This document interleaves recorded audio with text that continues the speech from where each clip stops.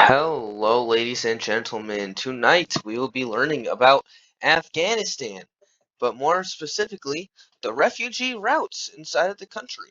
This is created by Alex and Avery, and I am Alex, and I'm here to talk about this.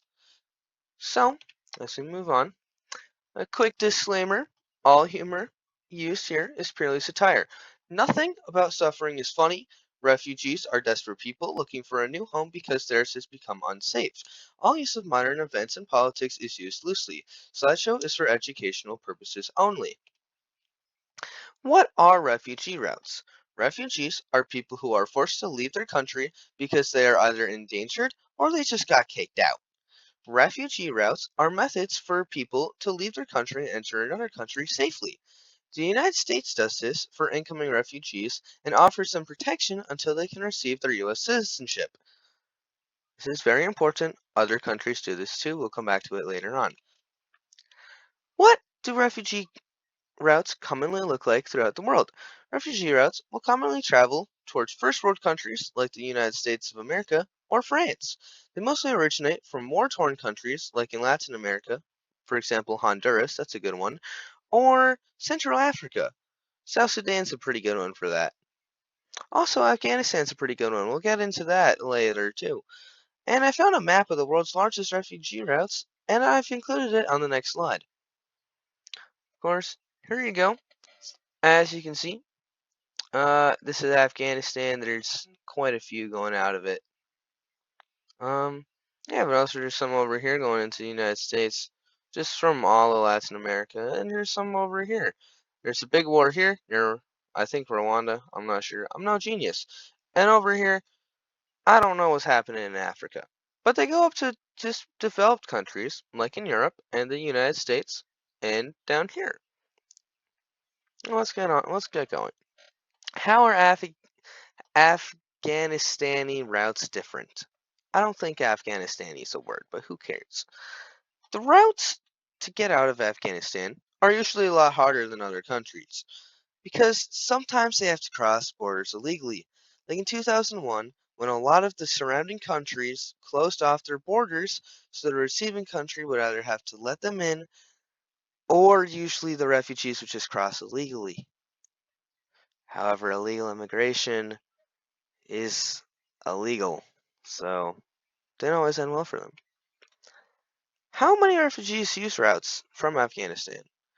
As of 2023, there were 3.2 million internally displaced Afghans and 6.4 million Afghan refugees living in other countries, which is one of the largest refugee populations in the world. There were over 6 million Afghan refugees by the year 2000. Most Afghan refugees returned to the country following the 2001 United States invasion and overthrowing of the Taliban regime. Between 2002 and 2012, 5.7 million refugees returned to Afghanistan. And between 2012 and 2019, 2.4 million Afghanistani people fled the country as refugees. At the time of the Taliban's return to power in 2001, 2.6 million Afghans remained refugees. And if we look down here, it's a little visual I put together. Each one of these tiny little red dots in this circle represents one Afghan refugee. And as you can see, it's just a sea of red because there are 2.6 million Afghan refugees, and about 36 of these circles would fill up this big circle. So it's not a great graphic, but it shows that there's a lot of refugees. It's a dangerous place to live. Are these routes reliable? I would say they're quite reliable. As for how many people have traveled through, as I mentioned on the last slide, 2.4 million people migrated in within 6 years. It's pretty good if you're trying to get from one country to another. However, sometimes the countries refugees flee to aren't very happy with it. Countries like Iran, Pakistan, Tajikistan, the three of which are bordering Afghanistan, by the way. I'm a little bit of a geography genius. And also, Turkey, Germany, and Austria are all currently in negotiations with the Taliban to return the refugees. Whether this is morally right or wrong, 2.6 million refugees have still been returned to Afghanistan to this date. And over here, we have a real photo of Afghanistan refugees being deported in Tajikistan by The Guardian. Does the government try to shut these routes down? In 2021, the countries around Afghanistan closed their borders and started sending people back if they tried to cross, and if they were caught, they'd be deported back to Afghanistan. And of course, Taliban, they're not too big on this. They don't like it. And there was a big debate on whether sending them back was against their human rights because of what the Taliban was doing to them. And the head of Amnesty International refugees and migrants' rights teams urged countries to let them in because of everything that was happening. Because a lot of the time, if you lived in with the Taliban, you would die for stealing a loaf of bread, pretty much. Now, which countries did the Afghans flee to? As of 2024, there were 5.8 million Afghan refugees who left their country. This is one of the largest refugees populations in modern history. The two most common countries for refugees to flee to is Iran and Pakistan, which makes sense because they're like right next to it. Of course, in recent history, Iran has been talking to the Taliban about returning the refugees. And spoiler alert, they have been. Get back into that later. Meaning, the decisions to leave the country will most likely decrease. And I think the refugees will start traveling through Pakistan to India, because India is a big country, it's a powerful country, it's still pretty close, and they have no desire to deal with the Taliban at all. Why are there so many refugees? Over the last 40 years, food insecurity, war, natural disasters, poverty, and now that the Taliban has retaken Afghanistan as of 2021, has caused so many displaced Afghan people. Globally, there are 10.3 million displaced Afghan people within and outside the country. As the Taliban rules over Afghanistan, this number is only expected to rise as people try to flee their harsh laws. Like I said, many people die because of the Taliban and their harsh rules. It's not a very safe place to live. And over here, we have this is a picture of a bunch of three Taliban soldiers on a river in a swan pedal boat. And the pedal boat is named SS, taking rights away from every woman ever. So as you can see, they're pretty naughty guys. They're not very happy. How does rapid migration through refugee routes affect the receiving countries? So it's a big one. Many refugees entering a country at once will often have a negative effect on the receiving country. This is because most governments are not properly equipped to deal with millions of people entering the country simultaneously.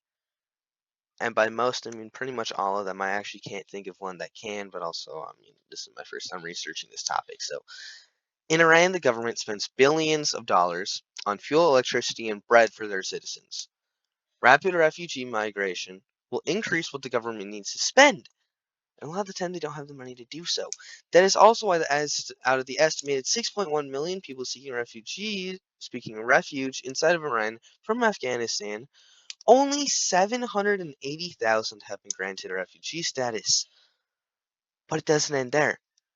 The Iranian government aren't the only unhappy people towards these refugees. The Iranian citizens themselves are stating that the return of Afghan refugees to their own country is a national demand. Refugees who returned to Afghanistan would later report that they were beaten by the police, they were stripped of their belongings before their deportations, and they were often sent back to Afghanistan with only the very clothes they were wearing. I don't think the people of Iran like Afghanistan refugees, but at the same time, they don't have another choice. They have to leave. Like I said, the Taliban is trying to kill them. They only have one choice, which is to leave their country. but obviously Iran doesn't have the resources to welcome them. How do current events impact refugees and refugee routes? Current events will obviously have an impact on what routes are available and where refugees can go. A good example of this is the Israel-Iran war, where up to 410,000 Afghan refugees were pushed out of Iran within just 12 days. 12. That's not even 2 weeks. In fact, I'm pretty sure Christmas break is only 12 days. And some of these deportations are done for the refugees to safety, by all means. But during wartime, it can be difficult to trust a large number of undocumented immigrants, especially from a war-torn country like Afghanistan. And I'd also like to go back to the 1940s when who I believe the greatest American president is, Franklin Delano Roosevelt, deported, not deported, he sent hundreds of thousands of of Japanese American citizens to internment camps because he didn't trust them, because he thought they were spies. Now imagine if this was an ongoing war with people who you have never seen before, they've never been in your country before, they've lived in Afghanistan their entire lives, and all of a sudden a war breaks out and they're coming over here. That doesn't look good. But, of course, we now know the biggest threat to Iran during the 12-day war was not an undocumented Afghan immigrant, but rather Donald Trump's ability to make entire buildings 30 feet underground disappear without anyone knowing the planes were even in that hemisphere until the crater was discovered. That's cool. And over here we have a demonstration. He's saying, "You're fired." And over here is Fort Hill Research Center. Um, he fired the research center with this plane. And this is also, he sat on top of the plane like this. Yeah, anyways. How it connects. This entire time I've been trying to relate this to a book called A Thousand Splendid Suns, which you read in my English 12 class. Now, of course,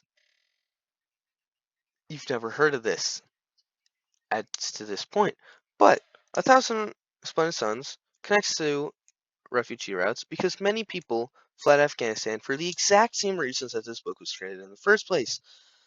A Thousand Splendid Suns was written to show how inequality inside of Afghanistan has taken a massive toll on its citizens. Even later on in the book, Layla and Tariq, who are two of the main characters, flee to Marie in Pakistan to escape the Taliban.